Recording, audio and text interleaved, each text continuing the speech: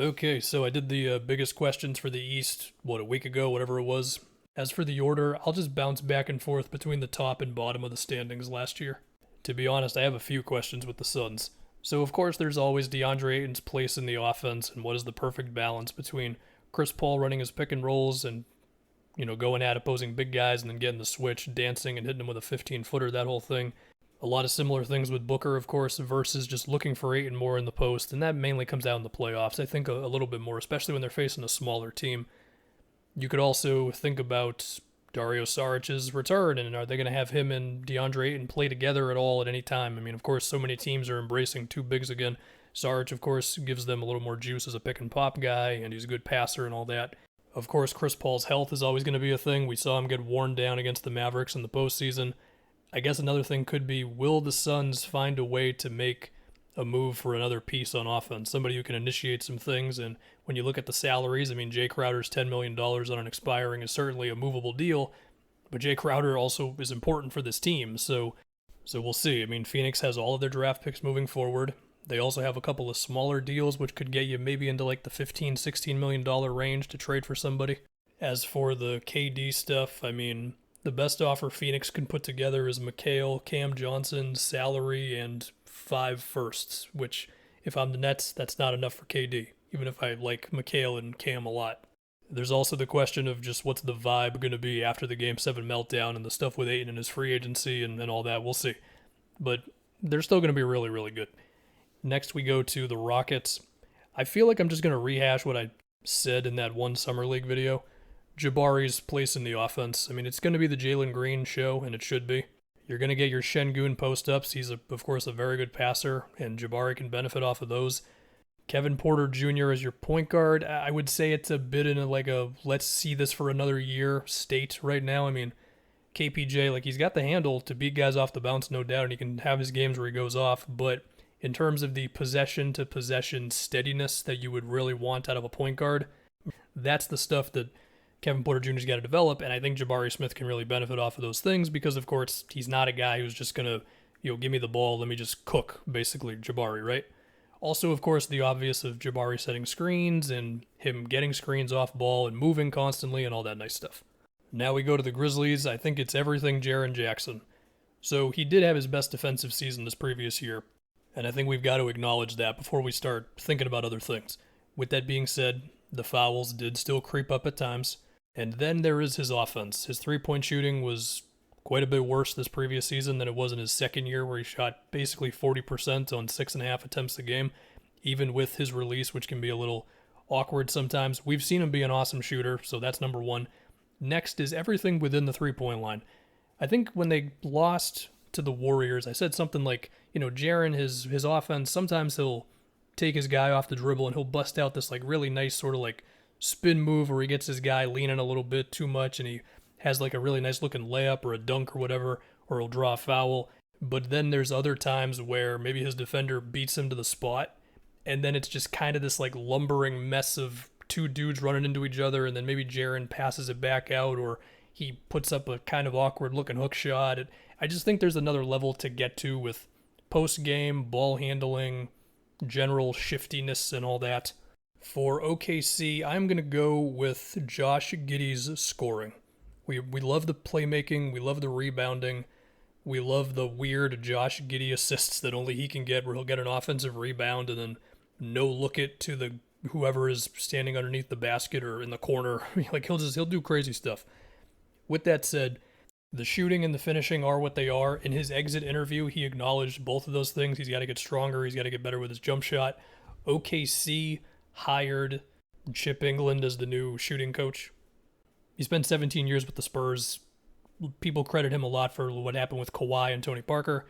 I think I saw something else already where Giddey was saying I'm probably going to have to adjust my shooting form a bit, or they've already began that process, which is what you want. You want acknowledgement from the player and the team, and you want the pathway to getting to that point. For the Warriors, it's Moses Moody, Jonathan Kuminga, and James Wiseman. Wiseman did look promising playing some drop coverage in Summer League. I'm going to assume that he's been working with the Warriors a lot on defense and watching film and all that. And I keep saying the same thing with Wiseman. He just hasn't played that much basketball in a while because he played, 3 games of his college career or whatever it was. It was a very low number. played 39 games his rookie year, didn't play in his second year. We do remember that there were some signs at times in his rookie year of the jump shot being a thing. Of course, we all know his potential as a roll and screen guy, the classic stuff, of course. With Kuminga, his downhill potential, to me, could rival some of the best guys in the league, and he's listed at 6'7". But man, when he's got something going to the rim, whether it's off the catch or he sets a screen or whatever, or especially in transition, I mean, man, it gets wild fast. Between Wiseman, Draymond, Wiggins, Kuminga, Looney, still, who's steady as hell, as we all know, there are a lot of names in that front court, and I don't know what the ideal lineup situation is. Of course, Draymond's ability to play center certainly helps some things. And of course, with Moody, you're looking for more of a 3-and-D player who can hopefully, give you the catch and drives, and if you can get more out of isolations and all that, then you'd love that as well, as you would with any player, of course. Next up, the Blazers. Do I just do a whole spiel about Chauncey Billups trapping defense again? I guess Nurkic's health can also be a big question here. The defensive scheme, that's what I want to see. Offensively, I did a video about him. I think they are set up to be a very good offensive team. Dame is usually a top something offense kind of by himself, and he's got Simons next to him there. For Dallas, I would say, what is the go-to lineup for the Mavericks? Mainly the closing lineup, if you will. To me, the only guarantees there are Luka and Finney-Smith. After that, at the risk of being disrespectful to somebody on that team, I do think it's a bit situational. I mean, for the perimeter, you've got Dinwiddie, who gives you more ball handling, more shot creation. Reggie Bullock gives you the 3-and-D steadiness. Hardaway can go off from 3 in a way that those guys can't do as consistently. The deep threes, the contested ones that you're like, oh crap, don't shoot that, but then it goes in. Dinwiddie's got a bit of that too. And then for the front court, you're looking at JaVale McGee, Maxi Kleber, Christian Wood. Similar to the perimeter guys, all three of those guys give you something different, with JaVale being more your classic run, jump, dunk, protect rim center. Kleber, who's kind of your hybrid of, we want you to be a floor spacer, we want you to be a screen setter on a different play. And then you got Christian Wood, who, clearly has way more offense than those two do. There was a thing that came out on July 8th from, I believe, Mark Stein, where Jason Kidd said that he envisioned JaVale as the starting center. For Sacktown, I'm just going to go defense. Do you want Sabonis dropping on screens? Do you want him playing high on screens? Between De'Aaron Fox, Kevin Huerter, Malik Monk, can you get Davion Mitchell enough minutes in there to be your go-to on-ball defender like that? But will his offense, just not being on the level of those other guys, hurt you, or will his offense develop enough to where you're a little more comfortable with it? What does Keegan Murray look like on day one? Of course, he was lighting it up in Summer League, and I praise the hell out of the fact that, yeah, you're not going to run everything through him, but he's very quick to take shots and attack off the catch and all that stuff. So I kind of started with defense there, but I kind of just went all over the place, so I don't know what that means for the Kings. For the Jazz, how many draft picks does Danny Ainge have at the end of the season? That's my question for you, honestly. Although if Mitchell is still on the roster by the trade deadline, then yeah, some things change, I guess. For the Lakers, I don't know. Westbrook's fit, AD's health.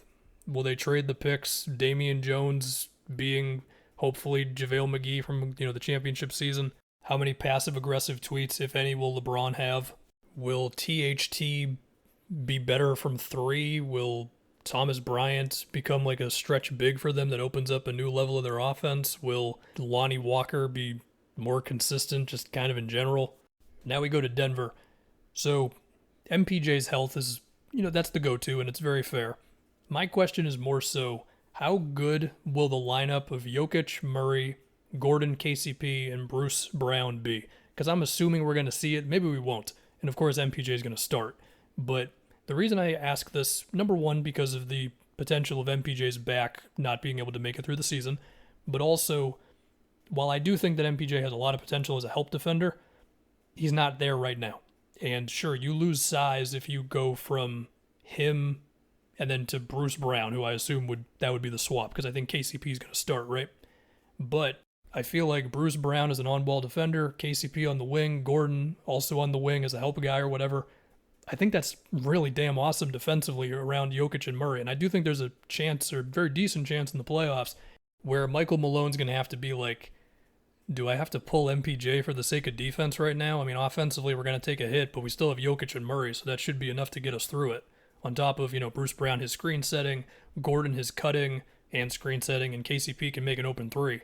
Now we go to the Spurs. For me, I think it's Josh Primo. They drafted him earlier than a lot of people anticipated he was going to be picked a year ago. I mean, they're hoping that he can be someone they run a lot of offense through. And hey, if you want to, you can go look up his best plays on YouTube from this previous season, and you'll find some plays where he'll make a step back, or he will hit a pull-up or a floater off of a pick and roll where the big is dropping. So you do see little moments here and there of what could be, but he was 19 years old this previous season. It's going to take a minute, and I just want to see what that looks like this upcoming year.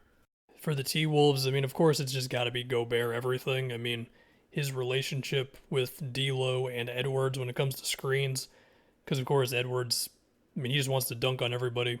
D'Lo more so wants to get the defender on his back and snake through the defense and all that. Where is Towns spacing on these? Where is Gobert standing when Towns is screening for those guys?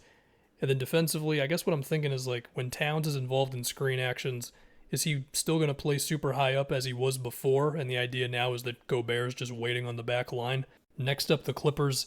So Kawhi and PG's health should be number one, but moving beyond that, the small ball lineups have me really intrigued because, Hartenstein, he's on the Knicks now, and as far as I know, the only center who is listed on their roster besides Zubats is Moses Brown. So I guess I'm just wondering, what does everything around these small ball lineups look like between, for one, just the minutes? Are we going half the game Zubats, half the game small ball? Who do we consider to be the go-to option at the 5 besides Zubats? I guess it would be Covington. With that said, there's probably going to be so much switching in these lineups that whoever technically played center doesn't totally matter. How are teams going to choose to guard this? Are they going to go small themselves? Obviously you've got your 76ers, Nuggets, Suns. Those teams are not going to go small. But still, that's a question that the Clippers are going to force teams to deal with.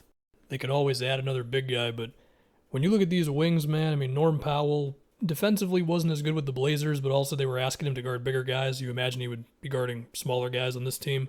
Of course, Kawhi and PG, Marcus Morris, Luke Kennard, Batum, who he has been so good for them, man. We were thinking his career was done after the Hornets, and then he became one of the best role players in the league. And as a team defender, I think Batum has been quietly one of the best guys in the league the past couple years with his rotations and all that. And Covington, of course. And lastly, we got the Pelicans. It's just Zion. Not going to overthink that one. For as much as I would love to go into a 4-minute spiel about Herb Jones, but it's Zion.